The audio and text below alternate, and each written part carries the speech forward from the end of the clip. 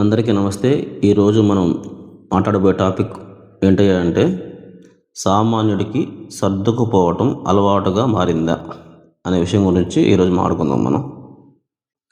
నాకు 35 సంవత్సరాలు. నేను పుట్టినప్పటి నుంచి ఒక వ్యక్తికి హ్యూజ్ రేంజ్లో మద్దతుగా ప్రజలు ఉండటం ఎప్పుడు చూడలేదు. అది మన ఐబొమ్మ రవి గారి విషయంలో మాత్రమే జరిగింది. ఎన్నో సందర్భాలలో ప్రజలు ఇరుపక్షాలు తీసుకొని ఎవరి పాయింట్ ఆఫ్ వ్యూలో వారు ఆ విషయాన్ని చూసి భిన్న అభిప్రాయాలు వ్యక్తపరుస్తూ ఉంటారు. కానీ ఒక్క ఐబొమ్మ గారి విషయంలో మాత్రమే ప్రజల్లో 90% మంది రవి గారికి మద్దతుగా నిలబడటం నాకు చాలా ఆశ్చర్యం కలిగించింది. జనాల మీద నాకు ఫస్ట్ టైం నమ్మకం కలిగింది. ఇంకా వారిలో సాటి వారి పట్ల కన్సర్న్ ఉందని అర్థమైంది. ఆ విషయం నాకు చాలా ఆశ్చర్యం కలిగించింది కూడా. ఇక విషయంలోకి పోతే ఐబొమ్మ రవి గారి విషయంలో ప్రతి ఒక్కరూ ఏదో ఒక రకంగా వీడియో చేసో, షార్ట్ చేసో, లేక టీవీ ఛానల్స్కి ఫోన్ చేసో, ఒపీనియన్ పోల్లో పాల్గొనో, కామెంట్ రూపంలోనో ఇలా ఏదో ఒక రకంగా ఆయనకి మద్దతుగా నిలుస్తూ వచ్చారన్నమాట. ఇంతవరకు బాగానే ఉంది. దీనివల్ల ఐబొమ్మ రవి గారికి ఏమైనా ఉపయోగం ఉందా అంటే మేబీ ఎంతో కొంత ఉండవచ్చు. ఇంతకు మించి మనం కూడా ఏం చేయలేం. ఎందుకంటే మనం సామాన్యులం, అన్నిటికీ సర్దుకుపోవటం అలవాటుగా మార్చుకున్న అసమర్థులం. మనమంటే సమాజంలో అందరికీ చిన్నచూపే. అది ప్రభుత్వానికైనా, పోలీసులకైనా, డాక్టర్లకైనా, రాయర్లకైనా, ప్రభుత్వ ఆఫీసులో పనిచేసే ప్రభుత్వ ఉద్యోగులకైనా, ఇలా చెప్పుకుంటూ పోతే చాలామందికి. చివరికి ఆ ముఖానికి రంగేసుకొని నటించే ఆ సినిమా హీరోలకు కూడా మనం అంటే లోకుగా మారిపోయాం. ఎందుకంటే మనం అంటే ఎవ్వడికి భయం లేదు. ఎందుకంటే మనలో ఐక్యత లేదు. మిగతా వాళ్ళలాగా వాళ్ళు ఎవరైనా కావచ్చు, డాక్టర్లు కావచ్చు, లాయర్లు కావచ్చు, గవర్నమెంట్ ఉద్యోగులు కావచ్చు, పోలీసులు కావచ్చు, ఎవరైనా సరే ఒకరు ఇబ్బంది పడితే మిగతా వాళ్ళంతా పని మానేసి వారి కోసం, వారి హక్కుల కోసం పోరాడి గెలుస్తారు. ప్రభుత్వానికి అల్టిమేటం జారీ చేస్తారు. ప్రభుత్వం కూడా వారి జోలికి వెళ్తే వాళ్ళంతా ఒకటే పోరాడతారని చెప్పి భయపడుతూ ఉంటుంది. కానీ సామాన్యుడు ఎన్నుకునే ప్రభుత్వం మాత్రం సామాన్యుల సమస్యలు తప్ప మిగతా వాళ్ళందరూ పనిచేస్తుంది. ఎందుకయ్యా అంటే మిగతా వాళ్ళందరూ కొంతమంది అయినా సరే వాళ్ళు కలిసికట్టుగా యూనిటీగా ఉంటారు కాబట్టి, ఆ విషయం ప్రభుత్వానికి కూడా తెలుసు కాబట్టి వాళ్ళ కోసం పనిచేస్తుంది. సామాన్యులు ఎక్కువ మంది అయినా సరే వాళ్ళ కోసం పనిచేయదు. ఎందుకంటే వీళ్ళు ఐక్యంగా ఉండరు కాబట్టి, కలిసికట్టుగా ఉండరు కాబట్టి, మనకి ఎందుకు అనుకుంటారు కాబట్టి, సర్దుకోపోతారు కాబట్టి అన్నిటికీ. ప్రభుత్వం సామాన్య విషయం వచ్చేసరికి కనీస మర్యాదలకి, గౌరవానికి కూడా నువ్వు అర్హుడు కాదు అన్నట్టు తీసిపారేసి తన పని చేసుకుంటూ పోతూ ఉంటుంది అనమాట. ఎందుకయ్యా అంటే మనం చాలా బిజీ. ఎంత బిజీ అంటే మన సమస్యల గురించి మనం పట్టించుకోము, మాట్లాడము, పోట్లాడము. మన జీవన పోరాటం కోసం మనం కష్టపడుతూ ముందుకు పోతూ ఉంటాం.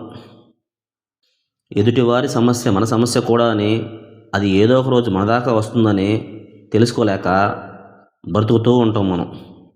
అసలు నాకు తెలియకడతాను, ఒక పోలీసోడు నిర్దాక్షిణ్యంగా ఒక సామాన్యుడిపై చేసుకుంటాడు. వారికి అంత ధైర్యం వచ్చింది ఎవరు? మనం కాదా? ఒక డాక్టరు సామాన్యుడు ఆరోగ్యం బాగలేక హాస్పిటల్కి పోతే సూది ముందుతో పోయే జబ్బుని ఆపరేషన్ దాకా తీసుకొచ్చి ఆపరేషన్ చేస్తూ ఉంటాడు. అడ్డగోలుగా మెడిసిన్ వాడి కొత్త జబ్బులు వాడడానికి కారణం అవుతాడు. అయినా వాడికి మన కిడ్నీ మనకే తెలియకుండా అమ్మేసే ధైర్యం ఎవరిచ్చారు చెప్పు? అది మనం కాక. ప్రభుత్వ ఆఫీసులో ఫ్రీగా పని చేయాల్సిన ప్రభుత్వ ఉద్యోగులు లంచాలు తీసుకోకుండా ఎలాంటి పని చేయరు. లంచం ఇవ్వకుంటే తక్కువ చేసి మాట్లాడి అవమానించి పంపిస్తారు. దీనికి కూడా మనమే కారణం. ఇకపోతే రాజకీయ నాయకులు వాళ్ళ సుపుత్రులు, డబ్బున్న వాళ్ళు వాళ్ళ సుపుత్రులు, వాళ్ళ ఇష్టం వచ్చిన వారిని రేప్ చేసి చంపేస్తారు. అయినా అడిగే దిక్కే ఉండదు. వీళ్ళకి మద్దతుగా అశుద్ధం తిని బతికే లాయర్లు, అసలు వీళ్ళైతే అన్నమే తినరు.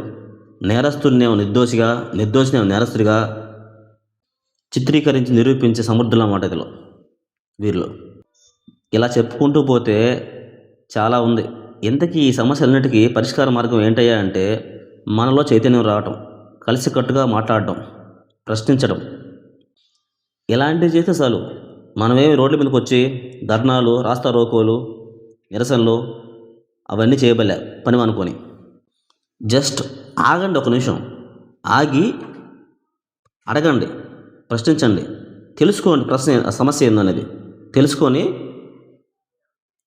ప్రశ్నించండి. ముందు మీ పక్క వాడి సమస్య కూడా అది మీ సమస్య అని ఫీల్ అవ్వండి. ముందు కలిసికట్టుగా ప్రశ్నించండి. వాడు ఎవడైనా సరే, వాడు పోలీస్ అయినా, పొలిటీషియన్ అయినా, లాయర్ అయినా, డాక్టర్ అయినా, యాక్టర్ అయినా, ఎవడైనా సరే క్వశ్చన్ చేయండి. ఎలాంటి సమస్య అయినా సరే పరిష్కారం అయిపోద్ది అంతే. ఉదాహరణకి ఇప్పుడు మన ఐబొమ్మ రవి గారి విషయం తీసుకోండి. రవి గారికి సపోర్ట్ చేసిన వారంతా అంతమంది కూడా కాదండి, వాళ్ళు సగం మంది అయినా సరే ఆయనకి సపోర్ట్గా టాలీవుడ్ సినిమాను బైకాట్ చేస్తామని ఒక్కసారిగా ముక్త కంఠంతో గొంతులు కలపండి. దీనికోసం మీరు ఎక్కడికో పోనక్కర్లేదు. అదే సోషల్ మీడియాలో, అదే ట్విట్టర్లో, అదే ఫేస్బుక్లో, అదే ఇన్స్టాగ్రామ్లో, అదే యూట్యూబ్లో పోస్ట్ పెట్టండి. మేము రవి గారిని కానీ మీరు రిలీజ్ చేయకపోతే టాలీవుడ్ సినిమాను మొత్తం బ్యాన్ చేస్తామని మీరు కానీ ముక్త కంఠంతో కానీ మీరు కానీ పోస్టులు కానీ పెడితే సోషల్ మీడియాలో ఒక్క వారం రోజుల్లో రవి గారు రిలీజ్ కాకపోతే అప్పుడు అడగండి. మీ బలం మీరు తెలుసుకోండి. ఒక్క పోస్టు టాలీవుడ్కి వ్యతిరేకంగా రవి గారికి సపోర్ట్గా మీరు కానీ ట్రెండింగ్ చేశారంటే దెబ్బకి ప్రభుత్వం దిగి వచ్చి రవి గారికి మద్దతుగా రిలీజ్ చేస్తుంది. అది హైకోర్టు అయినా, ఏ కోర్టు అయినా సరే.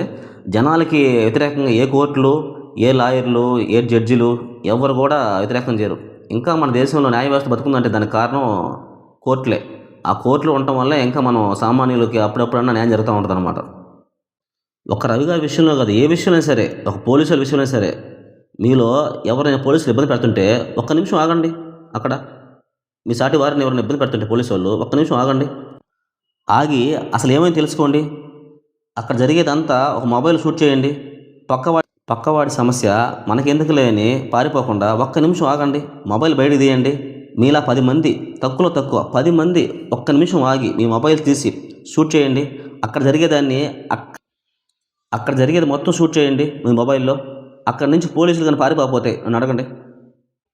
చివరగా హనుమంతుడి అంత బలం పెట్టుకొని సర్దుకుపోవడం అలవాటుగా మార్చుకున్న సామాన్యులారా ఆగండి, ఆలోచించండి, ప్రశ్నించండి. మీ సమస్యని మీరే పరిష్కరించుకోండి. ఇక సెలవు. మళ్ళీ కలుద్దాం. మీలో ఒకడు సామాన్యుడు.